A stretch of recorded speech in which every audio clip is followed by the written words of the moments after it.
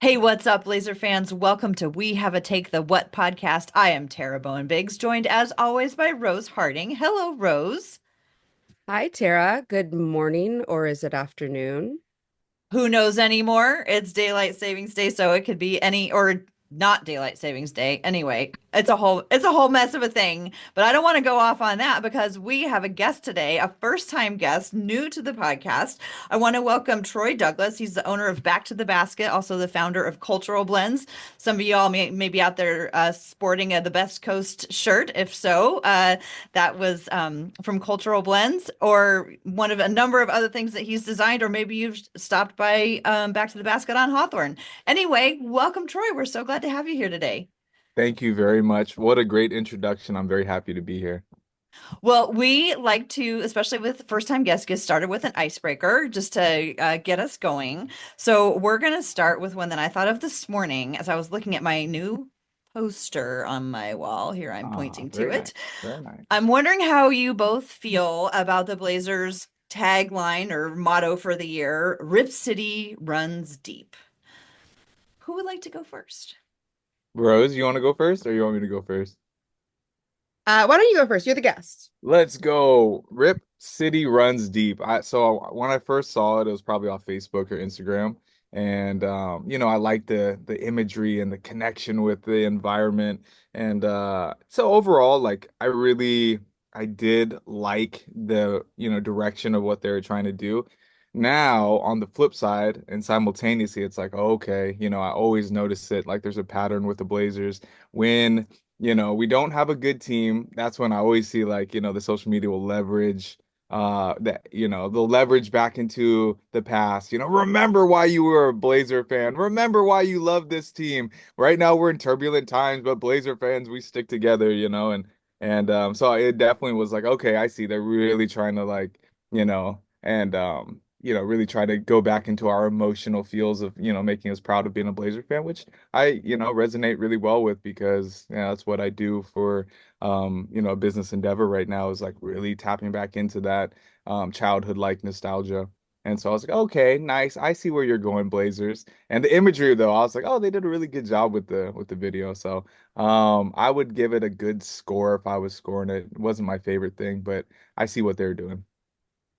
I like how you were talking about it because it reminds me of the early years, like right before Brandon Roy and LaMarcus Aldridge and Greg Oden, and the just sort of continuously escalating, like begging us to stay with them, like rise with us, please rise with us, for God's sake, don't leave us. Right, right. Exactly. Man, so I have to say something. So one, I was talking about this with Tara right before we got on, but so this like phrase is used in the movie Almost Famous. Mm, Which is a movie by Cameron Crowe about a boy, like a teenager who follows a fictional band on the road and becomes a writer for Rolling Stone and writes a cover story. And the cover story is eventually called Stillwater. Stillwater is the name of the band. Stillwater Runs Deep. mm, And it makes me think about that. One, because that's like a top five movie for me. And two, because the whole reason why they use that phrase, because it's like I don't know where the phrase comes from, but it's like old, but the phrase comes from like, there's like danger under the surface of the water. Like still water is dangerous because it's mm, deep and there's a lot going on under the surface. And I was thinking about that and I was like, I would have saved this one for when the team is on the upswing. I would mm, have saved this when we're not in a rebuild, when they're not going to be like pedaling out 20 wins or something at the end of the season. And I would have saved it mm. for when like we were firmly in the next phase of the rebuild to try to like get people hyped up about like the potential like for great things developing underneath the surface of this team that like had been bad for a long time. So I was thinking I would have saved it. I think it would have been a better fit in like 2 years. Hopefully 2 years. Gosh, it's like 2 years. Yeah, hopefully 2 years or hopefully less, right? From your Hopefully mouth to less. God's ears, we get there in 2 years. We have our fingers crossed. So I thought about Stillwater's Run Deep but I always thought Still Waters ran deep was about like how you might like see things on the surface and just not know, not necessarily danger, but just like how much there was underneath the surface. So I never really had an association with danger. So I think that's really interesting. And I can see how like in the future when our defense is like so smothering and scary that all the other teams are going to be like, well, they look okay on the outside, but then they like can't they won't let anybody by. So all this to say that I also had a movie association that was probably not a direct line, as so much of my thinking is usually not a direct line. But so all over in in the arena, it's all still, Rip City runs deep, and then the intro video that they show has like all this rain crashing down, and then they go to the coast, and somebody does like a little bit of poetry or voiceover about still waters. And I thought Point Break, because that's like my favorite movie. And I thought that, the place like where they go surfing, like that's supposed to be Australia, but it's really on the Oregon coast. And I was like, oh my God, they need Patrick Swayze to be doing this voiceover. So I liked it for all of those nostalgic reasons. But the other thing that I like about it is I like anytime the Blazers remind us that the Blazers are more than just Portland. And so I also took the runs deep part to like talk about like the whole Northwest, and all the other people that are brought in under the banner of being fans of the Blazers. Yeah. I will say, so maybe it's not necessarily about danger. I think that often that saying is used to like say that there's more beneath the surface of what you see. Um, but like that you should be like when you see like a quiet person or something that is like calm, that you like shouldn't necessarily take that as safety. Well, Because you sharks are just don't under the know. water. Well, right. And so you shouldn't necessarily like t feel safe. So I guess it doesn't explicitly mean danger, but I mean, I think it's supposed to have this idea like there's a lot more than meets the eye. Um, Mm, and I I would like love to think that about that's these true. Blazers. Hmm. I hope it's what I hope, but you just I don't know. We'll Yeah, see. I mean, when you guys are talking about it, it really like makes sense because, they showed a lot of different people and, doing different things. I remember a chef, was in there and it is so true. Like our sixth man, our fan base is so good and especially at home, we do such a good job of like swinging games and it so like the stuff that you can't see behind the surface, like, when a player is hustling for a ball, but there's no stat, involved with that, or setting a good screen, there's no stat for that. It's like, yeah, our fan base comparatively is, top tier. We got to be in the top five. So yeah, that makes sense. Rip City is it's bigger than the team. We really do show out for the team and we do make an impact where the stats come in because I've seen games where we win games. The fans have won games, change the energy. So that was really cool to hear your guys' perspective and kind of shifted mine as well. That said, though, I do notice we do like to like re market hard when we're not playing well because they're like, please renew Oh, those season tickets, come back. right. Yeah, it's always a sign of like, oh snap. Oh snap. Yeah, please retain our season ticket holders and other teeter-totter fans, please. Yeah. They really do a lot of high quality giveaways during those years. I feel like so I've now that I have League Pass, I've realized I think arenas around the NBA do more giveaways than our team generally does. But we do kind of like try to like meet them a little bit more toward the middle when we're not playing well. Hmm. We have better giveaways when our team is not so good. Dang, that's too bad. And when we play well, the giveaways are worse. I don't know. That's just kind of like my perception now that I've like watched like more because mostly I've seen Blazer games at home, and so I just like am used to what our arena's like. But like on TV when I'm watching League Pass, they're giving away all types of crazy stuff. Not Right. not not I will say, Tara, Summer League replica rings like you have. That is my prized possession.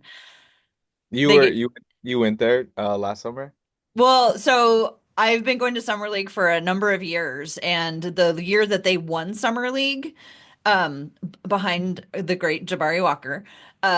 They actually the one of the games during the season, they gifted to an entire section replicas of the rings that they won for Summer League, and that happened to be my section.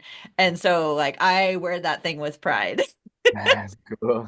I love it so much. I That's I don't know if there's anybody who loves the Summer League championship as much as I do. right. Was there any merch? Was there any like Blazers Summer League champ tees? So remember Eminem, when he Yeah, lived in yeah. Portland, he would do designs. And the first one, I think it was just like, what was it? The second one was what happens in Vegas stays in Portland. But he Oh, had another one. I fire. have both Summer League championship t-shirts, which I wear with That's pride. a good one. Yeah, and actually I think the Aces when they won the W.H.A.T champion, I forget which what time they won. Their like championship shirt looked eerily like the Eminem shirt. Oh, really? Mm, And I was like, "Oh." But I was like, I don't know, maybe it's not like based on it. Maybe he based his design on something else that existed. I don't know. But I'm only familiar with the Eminem shirt because I am not like a championship t-shirt expert by any stretch of the imagination. neither am I, but that wouldn't be the first time an Eminem shirt got ripped off, would it? Sure Mhm. wouldn't. Tara. Yes, ma'am. Um, shall we get into it today? I know I'm like trying to like keep us on time today because we got this extra hour, we got to get out in the world. Um, so Troy, I was hoping that we could talk a little bit about Back to the Basket for folks who don't know about Back to the Basket. Yeah, please. So first of all, I have to say I have some Back to the Basket merch myself. Thank you very much. And you sent when I ordered it and it came in the mail, it came with a sticker. And I Oh, have to tell you cool. that that sticker won me Yeah. street cred with What? my nephew's friend. He was like, he's like, oh, have you been to Back to the Basket? And I'm like, yeah. Why do you ask? He's like, because you have that sticker on your water bottle. And I was like, oh yeah, yes. And he's like, that place is so cool. And I That's was like, awesome. I don't think I've ever been cool to like a 13-year-old child ever, but I was cool because I had a Back to the Basket sticker. So I have to say thank you for that. Oh man, well, I thank you. That's so cool. I love to hear those type of behind the scenes stories. That's awesome because yeah, I do all the shipping and stuff. So like I sent that one out and that makes me feel so good. That's awesome. I love to hear that. So I want to start first because when we first have people on for the very first time, we like to ask people, how did you become a Blazer fan? Birth, I think at birth, my parents, are big time Blazer fans. I was born in '89 and so I grew up around the cable box and my parents, for away games had Blazer Vision, that resurrected itself this year. But when I was old enough, I always wanted to at 7 o'clock when the game started or whatever time it was, I would go up to the cable box and start at 3 and then get up to 52 because that's what Blazer Vision was. And I couldn't wait to get up to 52 and that the Blazer Vision would go boom and it'd go Blazer Vision like that, and then it'd be Steve Snapper Jones and I think it was Mike Rice at the time. Uh, no, Mike Rice or Mike Bennett. Tara, help me out. I Mike who Rice. It'd was be Mike Rice. Yeah, right. Oh Steve my Snapper Jones gosh, who was and Mike Snapper's? Rice. Well, Uh, Snapper and Sean's were together on TV, weren't they? Oh, that was probably before my time. Because he had that brief stint on TV before he went back to the radio. Now it's going to drive me crazy because I loved Steve Jones, but I cannot remember who his partner was. So tell Steve us Snapper more, and I'm Jones. going to look that up, and I will tell Yeah, us what we I find think it out. was Mike Rice. I'm pretty sure it was Mike Rice. But yeah, so that was my childhood, was watching Blazer games and I was just enamored by every single player on our team and the NBA in general. But of course, being from here, like Blazers till the day that I die. And honestly, like I probably won't ever love the Blazers like I did when I was a kid. Like that was just like I was the kid that read all the back of the basketball cards and oh, he went to Eastern Arkansas and he averaged 18.3 points per game. And I just thought, they were like heroes. And and I think now today with everything so accessible, I could DM, Jabari Walker and he might respond, like before it was inaccessibility kind of made them like really put them on a platform even higher than I think today. So Yeah, I became a Blazer fan and I love basketball. So, um, yeah, that's how I became a Blazer fan. Did you play basketball? Yeah, I did. I was enamored by the game, and like honestly, I don't think I missed a shot all the way up until sixth grade. Like I just didn't know how to miss. Like I was really good. I promise you, I got some photos of ripping it up in the Rose Garden and some like can't remember what it was, like NBA two ball or something. I won my division, and I was just that I wasn't nerdy. I was a little bit nerdy. I was basketball nerdy, but I just loved the game so much, and so I played all the way up until like I played till this day. I love the game, and I never played like for my high school team or anything, and um, but I played. I did try out for my college team, and I did make the team after being cut the previous year. I couldn't play because of NCAA academic eligibility. However, I made that team. After not Um, playing in high school, yeah, you yeah, I made it was in college. nice. Nice. Yeah, That's awesome. yeah. I was just thinking that like a digital red 52 would make a really good Blazers tattoo. Because you know what I mean? Oh gosh, yes, like Because for because yeah. only Oh, real fans would know what it meant. right. Yeah, that's crazy. But then it's like, you got a Greg Oden tattoo? I'm I like, know. oh no, I didn't get a Greg Oden I tattoo. know That's that's where right. my mind went. No, no, Mine no. too. Like the digital, like for the red digital, because those Yeah, like yeah, the yeah. cable Oh, boxes for had like sure. the I don't know, mine was Yeah, red. yeah, totally. No, I get it. Like that 503 shirt or the like Dame Time shirt. Yeah, like that. hmm Yeah, that would be a sick one. But like 52, no, only people who watched Blazer Vision would know what that 52 was. Right. That's crazy. That is a good one. I should make one. Yeah, that's a good idea. Did you have a favorite player growing up? Like you have like a one true Blazer for you? Since I was a little guy growing up, Damon Stoudemire was always kind of on my radar. However, my favorite player was Rasheed Wallace.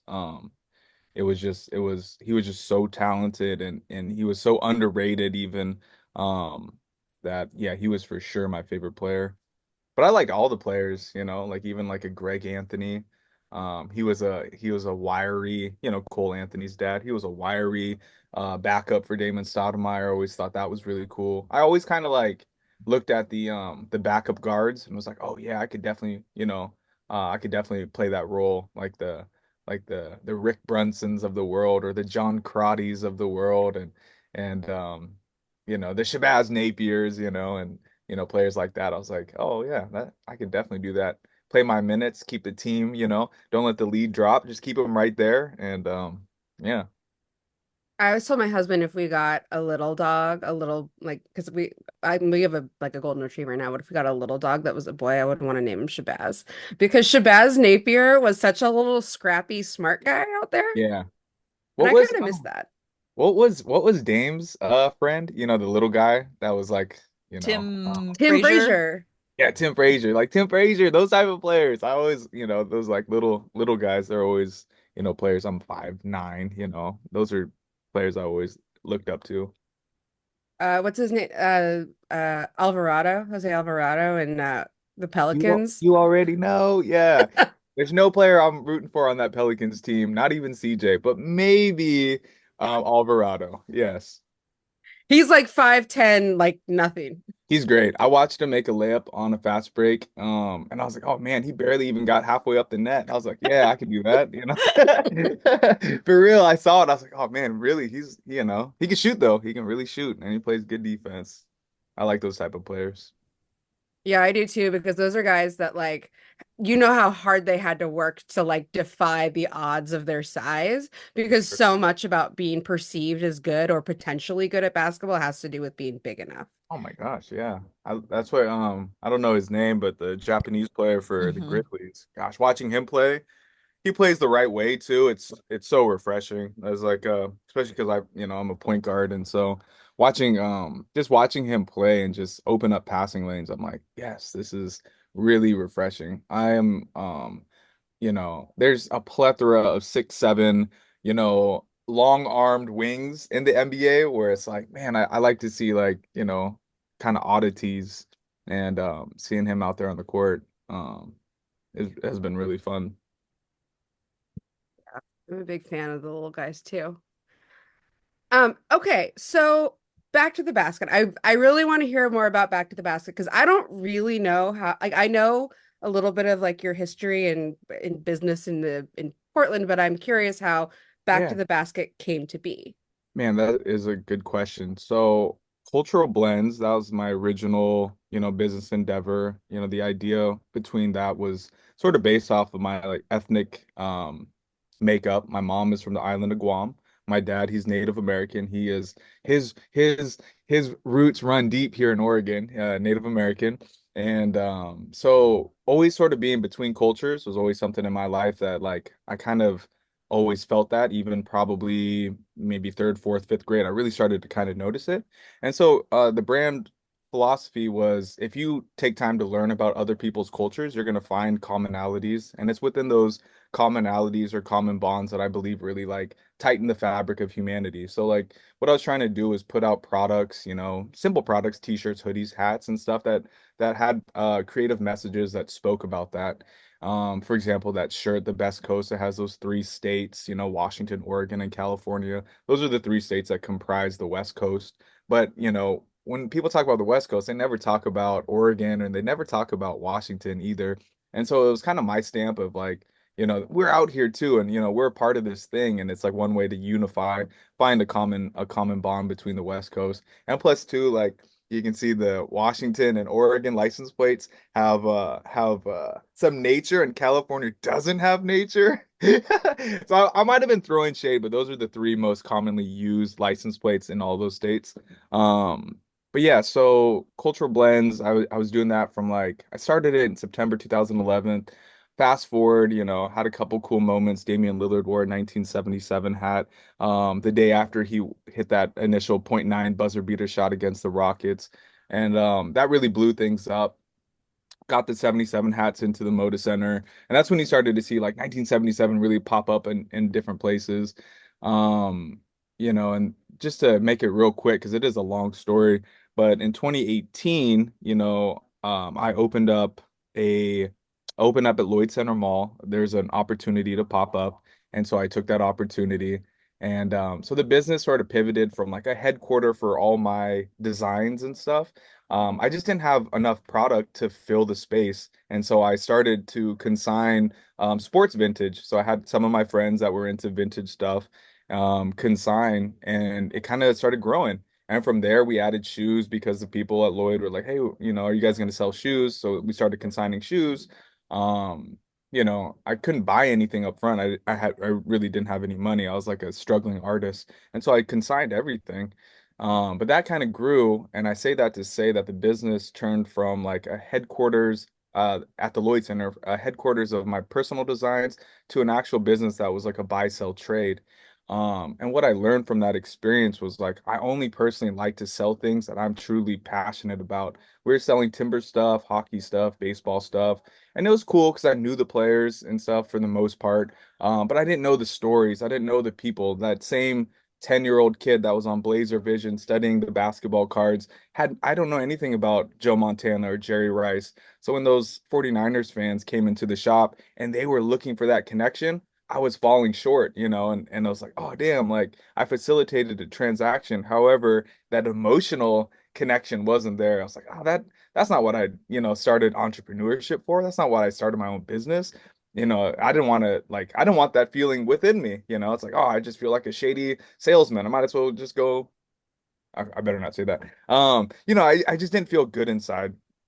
And so I say that to say there was an opportunity for this space. I'm actually in the back room of Back to the Basket right now. I couldn't get anyone to cover today, so I'm here in the back room. This is where I'm at. I'll show you. There's a bunch of shoes and stuff. But any hooser, there's an opportunity. This space opened up, and it was a Clogs and More. And the lady was leaving, and two doors down was a friend of mine. He had a tattoo shop called Tattoo 34, and he let me know that uh, the lady was moving out and stuff. And so I just drove on by and actually knocked on the door, and she was like moving furniture out, and I just helped her. And then she gave me the contact info for the owner of the building, and to make a long story short, he was a huge Blazer fan, still is. And I told him my idea and I told him about the shop we have at, Lloyd Center, and he was really into that idea. And so got the keys and opened up in October officially of 2020, so right in the middle of the pandemic. But I wanted to focus just solely on basketball. And I didn't want to have the other sports stuff or the other hype stuff. It was just like, how can I tell the story of basketball from the perspective of someone that's becoming past their prime? That's what the original name of Back to the Basket was. Ball was life. And it's, a tongue-in-cheek satire of ball is life. And so, that was the thing, was like I wanted to tell the story of basketball from the perspective of someone that was becoming past their prime. And anyways, about a year in, Ball is Life sent us a cease and desist because they didn't like that, we were growing and we were, I don't know why, but they sent us a cease and desist, and we had to change the name. So that's how Back to the Basket, the name came to be. But the energy of what we do and like, how we conduct business still is the same. It hasn't changed with the name at all. It's the same. So yeah, loving the game of basketball and bridging the gap between old school basketball to new school basketball. And you know what's really funny? I'm kind of wired because I just finished a coffee. But the Back to the Basket logo is in the arc of what is supposed to be the perfect basketball shot. I never really told anyone that, but like Oh. stylistically, it's like there if you Google like perfect angle of a shot, it's like some number. And so It, yeah, curvature of Back to the Basket follows this perfect line of the perfect shot. So yeah, old school to new school and kind of being that bridge between, that's what we strive to be right now. That's an amazing little tidbit we got right there. I Oh, thanks. know. I know that should be on my website. Yeah. Yeah, I got some work to do. Oh, there was so much in that story that I have follow-up Sorry, questions I about. know. Um, one of the things I heard in your response is like that whole connection thing and like wanting to be connected to the people who were like consigning with you or wanting to be connected like with the garments that were coming in so that when it went out, like you'd be able to, Yeah, feel sure. connected to it. Do you have any stories or memories of like specific or like, things that came in that you were like, wow, I can't believe I've been entrusted to like move this piece of merchandise or something that just really stuck with you in terms of like something that you help somebody sell. Let's see, that is a good question. Um, that is a really good question. As far as consignment stuff, I don't know. Oh, yeah. Yes. There is a shoe in our glass case right now that is not ours, but it's a original Jordan 1 Chicago, the very first Jordan's very first signature shoe from 1985. And it goes anywhere between like five to like $10,000. But yeah, we're not even selling it for him. He's just like, just don't lose it and just display it, and that would be great. He's an older guy. And so yeah, that's the first thing that came to mind. As far as consignment goes, I don't know if we had anything too crazy. Most times people that are consigning are kind of stick to like the mid-range tier of product. But we've definitely had some really cool stuff come through the shop, like 99 2000 game worn, game 7 pair of Arvydas Sabonis shoes. That one I had a really hard time selling because that was like tears were flowing internally for weeks after that game 7. Still are So it actually. just hurt your soul to Yeah, like be reminded of that. the Rip City there is still running deep. Um, yeah, so we've had some really cool stuff. Had some signed Terry Porter shoes, game worn.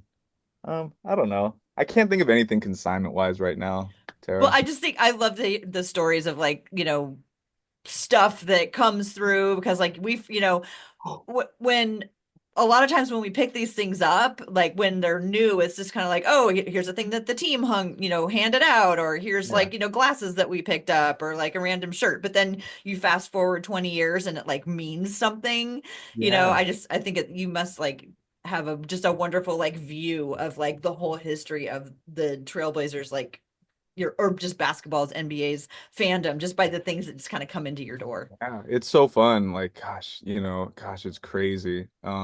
Yeah, we get a lot of really cool things in, and it really helps like the day-to-day process of, it keeps that spark alive, seeing this stuff, it's like, wow. Like right now we have Kevin Durant's nameplate for his locker room when he had his draft workout here in Portland. And Oh, I wish it had the Blazers logo on it, but it was just a blank one. It was just blank. It says Kevin Durant. The source of where we got it from is completely legit. Worked in the NBA, still does, and it's just so cool. It's like, dang, this is what Kevin Durant saw when he arrived at, either it was probably at the practice facility, and it's it just was a like. legendary workout. Yeah. So like we have such cool stuff. And one of the hardest things is like to keep the lights on, you got to cycle through it. So it's cool. It's like you get to have it for a week, or 2 weeks or whatever. But then it goes on to its next home. So that's one thing that's like, oh dang. Because I will say though, if it did have that Blazers logo, I'd probably keep it. That one would be way too cool to pass up on. But yeah. I have the Kalia Copper's nameplate from her locker from All-Star Game this year. That's fire. Yeah, I mean, I won it in an auction. They like the Phoenix Suns charity did an auction for breast cancer awareness, I think, That's dope. over the summer, and so I bid on it, and I have it now, and it's Okay, signed big by money. her. Okay. Right Um, on.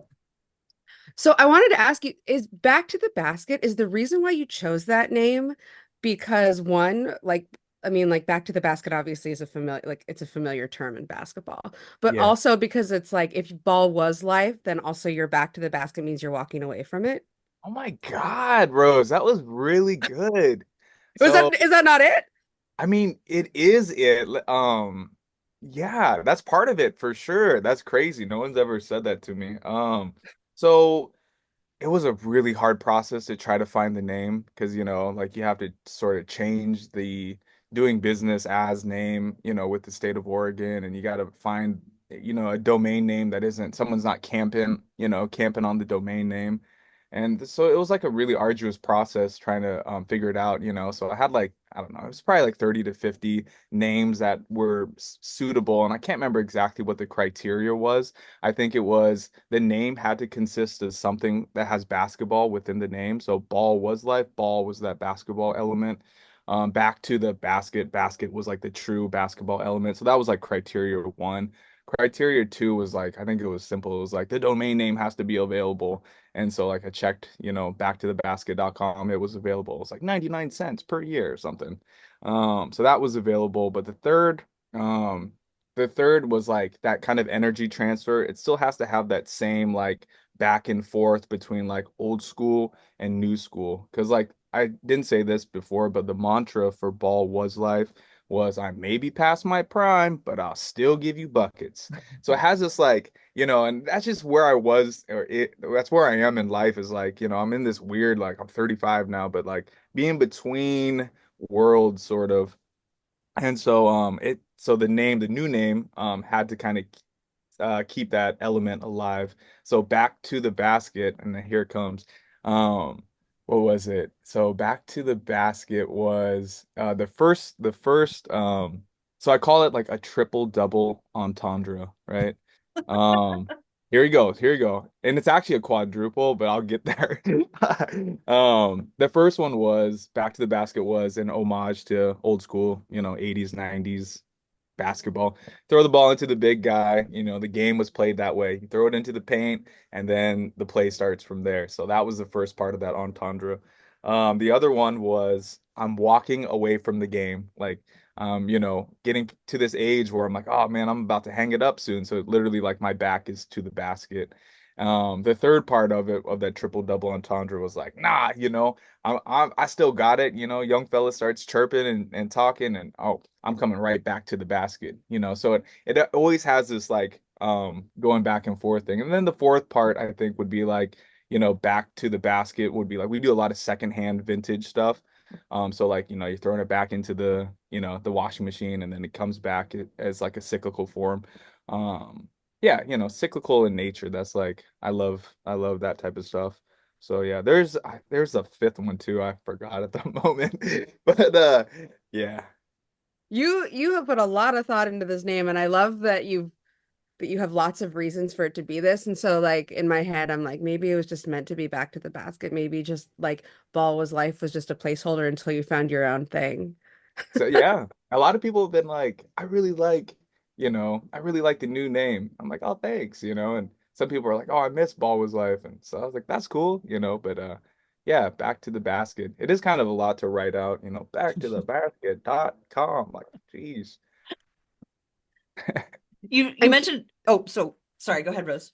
Oh, so I was gonna comment on the fact that like I appreciated how you were talking about wanting to like have a connection with fandom with like the fandom with like if you were gonna be selling their things because you want to connect with those people. And I also feel like uh, another friend of the podcast, Steve Davies, has talked about wanting to know stories and the stories associated with the items. And also, you're talking about the stories associated with the people. And I'm curious how that makes you feel. Does that make you feel more connected to the items, the game, the people, the community? Like, I'm just want to hear more about that. Yeah. Can you ask that one more time, Rose? I'm sorry. Yeah, yeah. So when you are talking about wanting to feel connected to the fandom that Yeah. you're being asked to sell something for, like be it you use the like the an example from the 49ers or something, and that Yeah, wasn't yeah. really your jam. So you didn't feel as connected to it. Like, does feeling connected to the item or the fandom or the community or the people make it different for you?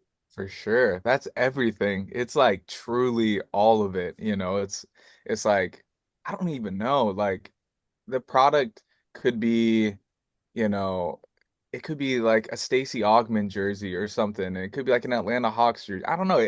But it'd be like, oh yeah, Stacey Augmon, oh Mookie Blaylock. And then someone like it opens up like this doorway of like cool dialogue between two or more human beings that is like, oh, this is cool. It's like a connection point. And if you don't have that connection point, all it is like, yeah, it's $65. I'm like, that's it. And it's like it truly is everything. And it's like that passion and that like excitement and stuff that like fuels the whole thing. It just makes it fun. And I think that's what because we don't sell anything that people truly need. Like if we're talking about like essentials, yeah, we have apparel. People can get free clothes at a clothes, like what do you call those? Like not a food bank, but like a clothes bank or something like but people are choosing to spend money on things that aren't truly essentials. It's like you got to give more than just the product. You got to give them something. So when I say like I've given my soul to back to the basket, not in like a weird Illuminati way, but like I'm sharing this like this passion and stuff, and like almost sometimes it feels like I'm oversharing just to make it happen. But that's entrepreneurship. You gotta give everything you got. And I love basketball. That's a big part of like it's always been a big part of like who I am, but also like my endeavors. I've always kind of gravitated towards like basketball aesthetic or like streetwear design. So like I always kind of tend to go back to some basketball roots. So like this having a storefront and stuff and like a creative outlet here has helped kind of compartmentalize that basketball love. But then it's also like it's been cool to watch other people like blossom too. That's been a really fun part of the journey. That's amazing. And so I'm curious. So you came from cultural blends into now back to the basket. Is there still like growth in this business that you are hoping to achieve or like miles? It doesn't have to necessarily be like business growth, but like growth in the community, other aspects of like what you're trying to do with your business. Yeah, like gosh, for like a business person, I'm probably one of the more like loosey goosey with sort of like a 5-year plan or like a 3-year plan and stuff. I'm kind of like to throw myself in the mix a little bit, and then like from that mix, I kind of know what the next move is, and I do have an idea of what we're gonna do next. Yeah, I can't really talk on it right now, but it is like it's pretty. It's pretty sizable, but it's gonna take a lot for us to get there. And I'll give you like a tidbit. We definitely really want to like how I said, tell the story of basketball from like, the old school to the new school. I think having like a lot of vintage stuff is fantastic so we can tap into that emotional connection. But also I think we do need to have some more new products. So not just like new sneakers and stuff, but also like, retail products like brand new, like carrying other people's stuff. Not so much local brands either, but more like bigger stuff, bigger accounts. I think that would be a really an interesting play. And I think our ability to tell that story between old school and new school will be able to have open up some accounts. But I think that would help our business too. Because like sourcing, a bunch of vintage stuff is really hard to do. It's like, man, you got to like keep it flowing, and if we could order things, that would probably be helpful too. Because not all consumers want, worn stuff. People don't like to wear people's dirty hats, not saying ours are dirty, but you know what I'm saying. Yeah, Can you hats are they're notoriously hard to clean. Yeah. I'm like this, No one wants that hat. I love this hat. This is my hat. they have those things that you can buy that put in the dishwasher, that you put your hat in, that you put Oh in the yeah, dishwasher. that's Do right. those work? I don't actually know. I've never washed a hat like really. Right. That is a good question. I I don't don't know. know either. I don't Because know. as far as I know, dishwashers are for dishes, and That's right. this we're talking about fabric. The soap probably is different, right? I don't know. Can you talk a little bit more about the bridge between the old school and the new school and just kind of like give us a little bit more about like what you're thinking about with that? Yeah, I mean, like from what we've done already, I think the old school, that would be all the historical, like, products from the 70s, 80s, 90s. And the new stuff, the new school would be more like sneakers on the wall. We always have new sneakers, the latest drops and stuff.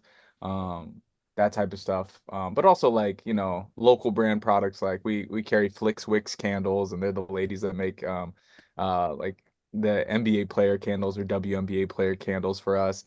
So like, the new school stuff, because everyone wants, okay, not Okay. everyone, but a lot of people want an Austin Reeves candle or a Shea Gilgeous-Alexander candle. Um, you know, a Jimmy Butler candle from last year's photo, like those went crazy. Like people really wanted those.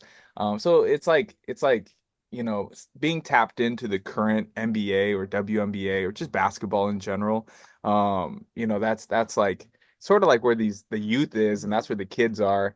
And everything else that came before that, that's what laid the foundation for all this stuff to happen. So we try to carry it all as far as like product that we offer in store, but we also try to tell those stories of basketball history, and just for just to like explain where things came from. Trying to think of a good example. What was another one? Like even like Dennis Rodman, like he had a backward swoosh on his shoe, way before Travis Scott. Travis Scott is notorious for having the backward swoosh on his collaboration shoes, with Nike. But like Rodman had one way long ago in like the early mid 90s. And so like just telling those type of stories, so then people can kind of like, have a better perspective.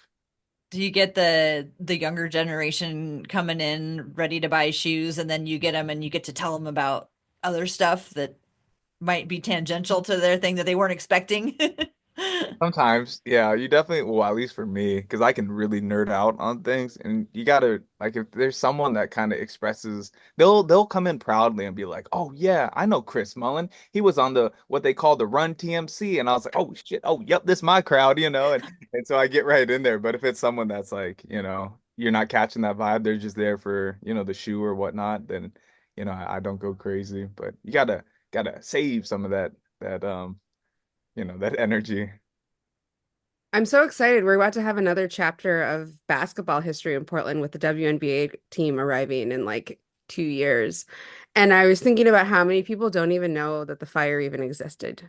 Oh Like, gosh. unless you're of a certain age, like you don't know that the fire even existed. Right. I know it. It's funny because, I talk to people in store. I was like, oh yeah, check out this Portland Fire, team issued practice jersey. And yeah, I showed them and they're like, huh, what's that? I was like, oh shit, from 2000 to 2002, we had our own WNBA team. And they're like, nuh-uh.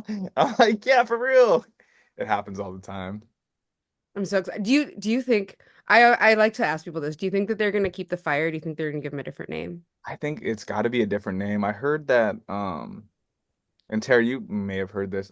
I heard, um, that the original owners of the name, the Portland Fire, are retaining that unless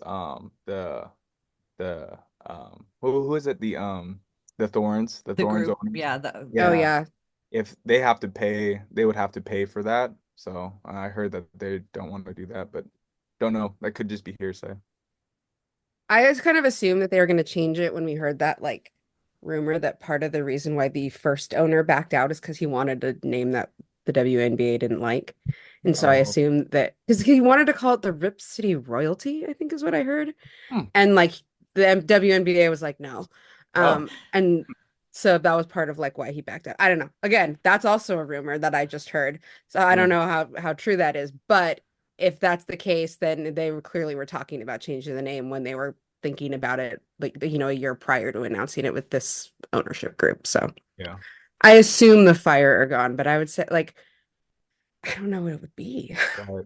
Because I do like the Portland Fire and it's mostly for the nostalgia, but I'm like, ooh, fire? Ooh, I don't know. We've had like traumatic fire things, in our last 20 years. So I'm like, I could go if it's a cool name, I'm definitely down for that. So we've talked in store, how like there's, the Thorns. I was thinking maybe they might do a little play off it, so it's still within the family, maybe like the Thorns and like the Rip City Roses or something. I don't know. Yeah, it'll be interesting to see what they do. The WNBA, for whatever reason, is really good at not doing like the plural team names, Yeah. like they have like the Connecticut Sun, they have the Mercury, they have Yeah, good the point. Fever, they have the Dream. Like these are not like plural type names. And I was like, the Fire would fit right into that. Yeah, that's true. That is very true. Huh. But also, I would say like when I think about Portland Fire, I also think about like how that would be a better name in Miami. Um, For sure. but also I don't know if Miami when I watch the Miami Heat on TV, they do not look like they fill their arena, so I can't imagine them getting a WNBA team if they're Mm, NBA team. Like they're half the time their arena looks like two-thirds full. yeah. I don't know. Tara, what do you think? Fire or no fire? I don't know. I haven't thought about it that much. I mean, I feel like the fire, I don't know. I feel like they seem like they might, I don't know. It seems like they would be reluctant to bring back an old name, but I don't know. I don't know. Could be anything. I'm anxious to find out what it's going to be. Yeah. Should, So no, should we good. should we ask about the season? Should we talk about the season?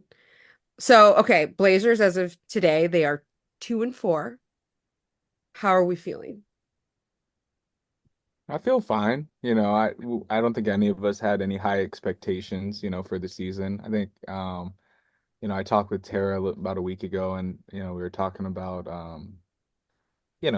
competitive losses. That's what we're aiming for this year. Some real good competitive losses. And so far we've done a great job. What were the two teams we beat? We beat the Pelicans and we beat the Clippers. Clippers. The Clippers, yes. So yeah, it's like, man, I think seems like we're on par, right? Doesn't it seem like we're doing well for expectations? I've been pretty happy with the team thus far. What do you guys think? Pretty good. I feel pretty good. I'll say I feel pretty good. Like so, like I wins are good for morale. I love it when we win. Although I will say, like last night when I was watching them, they felt they had to put up a good half. They fell behind in the third, and then they came back and made it competitive in the fourth. I was like, you know what? This is exactly what I need from this team.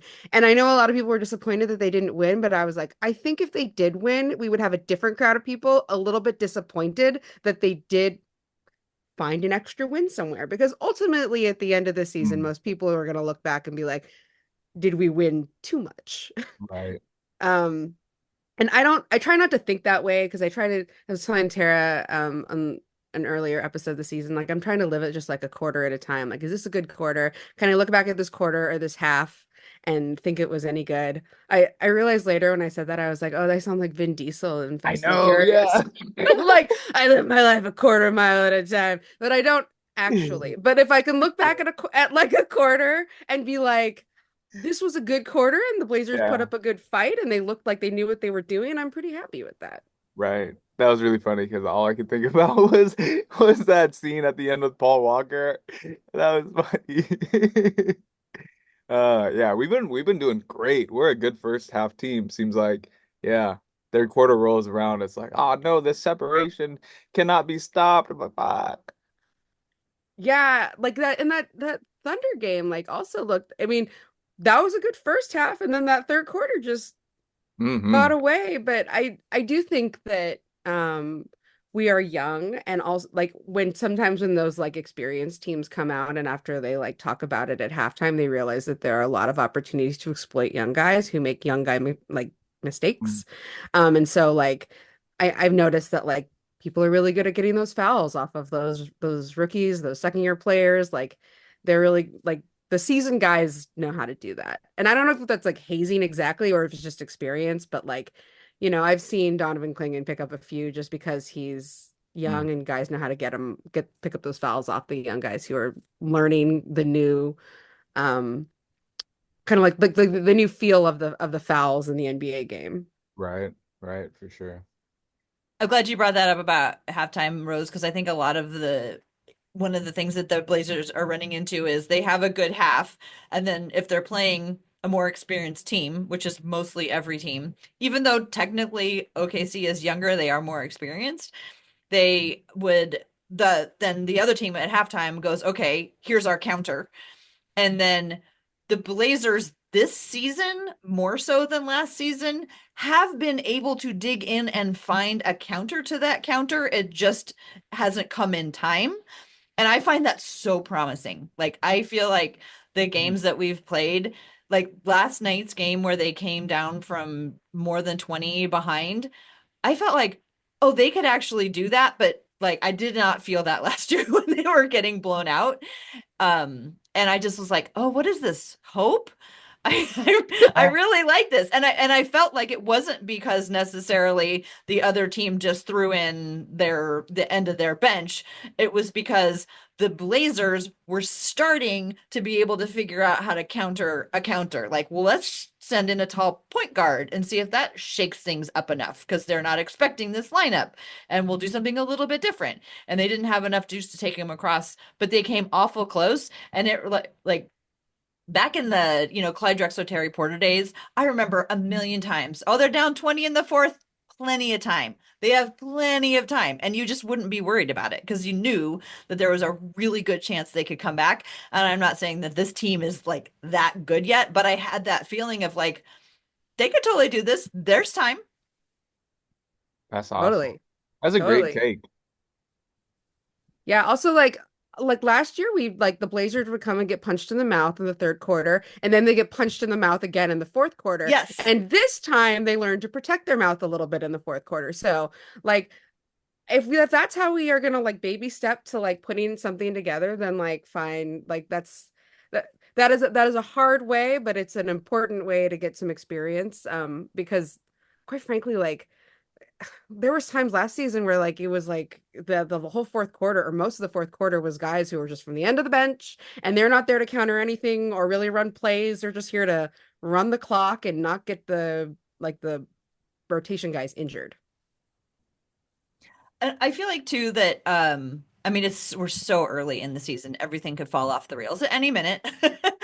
But the players last year that came back in turn like I'm thinking Chris Murray, Ryan Rupert, Tumani Kamara, every one of them, Scoot, every one of them is better than they were last year. Yeah. Like, and I don't think they're gonna forget and regress. They might have the fact that, to say what Dan Marang always says, growth is not linear. They may, have periods where they don't have it, but I feel like they've grown enough and they've become solid. Like I don't last year if they would come out, it would be like, okay, hold on. And now I don't have any problems with them. I'm like, okay, great. They can learn from this shift. They can bring some good things to this team. They can help the team. And I love that feeling. I love the feeling of like watching players come on and like not worrying about it and thinking, "Oh, this could turn the tide." Yeah. Hope. We got hope for the team. And they look good. Yeah, they look like, we couple years away or something. It's definitely not like we're watching sad basketball. It's like we're watching promising basketball, you know? Yeah. What was it? What did you say earlier? Rip City Uprise or like rise with us? Rise with This us, is please. definitely a rise with us team. Yeah. Yeah, it used to be on that big grain elevator. Rise with us with Yeah. Oh yeah, yeah. everybody's pictures on it.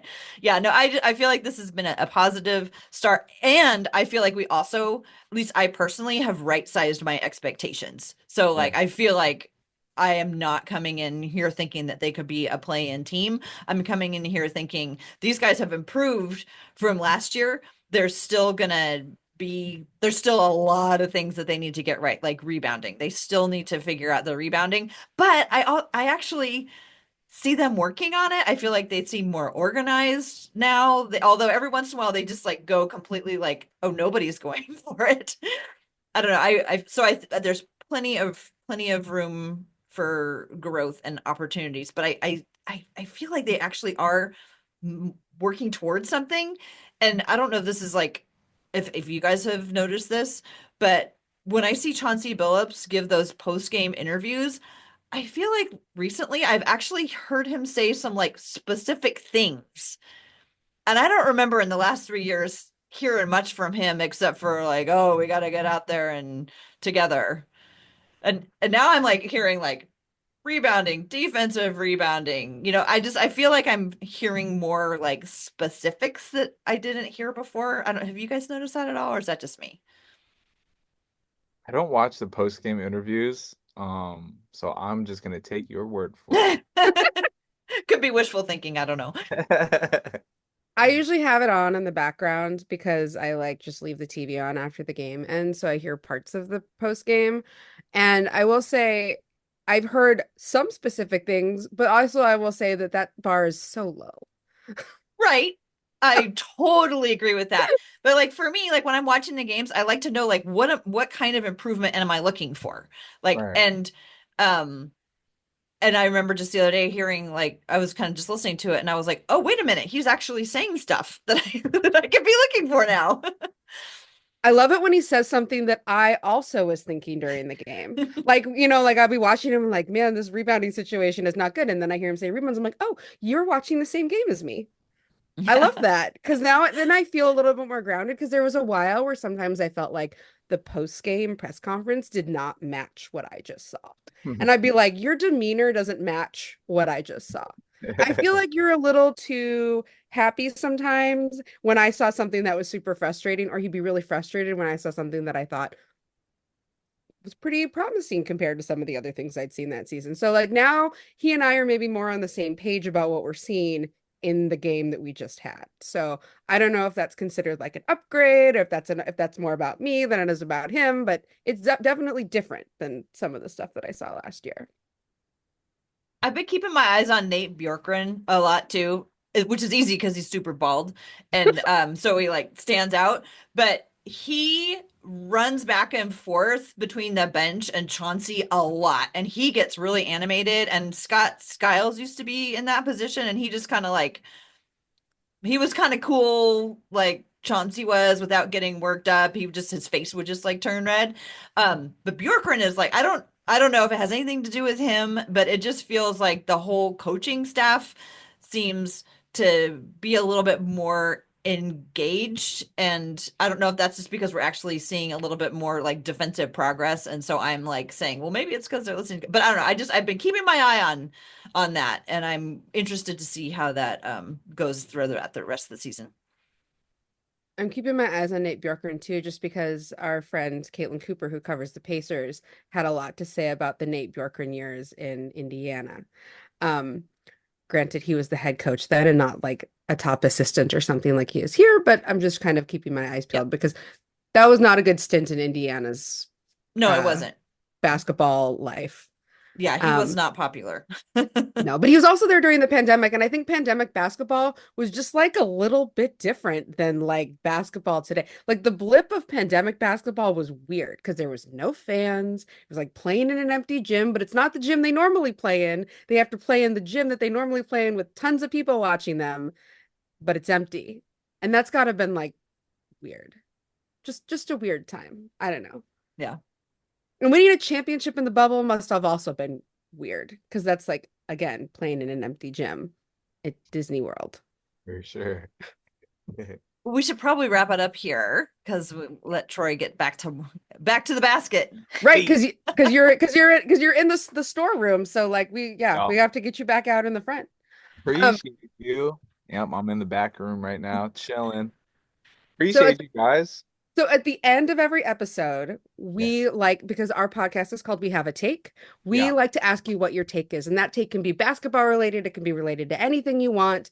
Hmm. But this is your opportunity to say something that's on your mind that you have a take about that you want to share with us. So I say to you, Ooh. Troy, Dang. Okay. what's your now if you want us to go first, Tara and I will have takes too. If you want us to go first so you can think about yours, that's totally fine. Ooh, yeah, Rose, will you go first? Yes, I can and will go first. Okay, so this is my take. There's a lot of big opinions lately about daylight savings because today is, the day where we moved our clocks back. There was like a movement for a while where they were like, make everybody be on daylight savings all the time. I don't know where that movement started, but I think they voted on it once in Congress and they weirdly advanced it by accident. I'm not exactly sure what happened, but this is my take. The people who like desperately want to be on daylight savings all the time do not have children. And I can Mm, say this because when my daughter wakes up in the morning and it is dark, she is miserable. She does mm. not know that it's not nighttime. So if I go and I get her up to get ready for school in the morning and it is dark, she's like, "Mom, it's still night." And I'm like, "Girl, it's not. It really isn't." And so anyway, I just want to say that there's like points of the year where you're waking your kid up in the dark to get them to go to school and it is a horrible endeavor. And I need to go back to standard time sometimes because sometimes I need to like wake a child who's like very much like her attitude is dictated by the sun. Yeah. That's my take. Can I make a quick assertion to that? Yeah. Yeah, because I have a 3-year-old, man, he really like goes with the sun, when the sun's up, he's up. He's like right as the sun's about to come up, I can start hear him talking to himself, waking up. And then, when it's starting to get dark, he's like, "Oh, I'm sleepy." So it's like I think we're naturally inclined to kind of follow the sun. So I think that was a great take. Thank you. Tara, Excellent.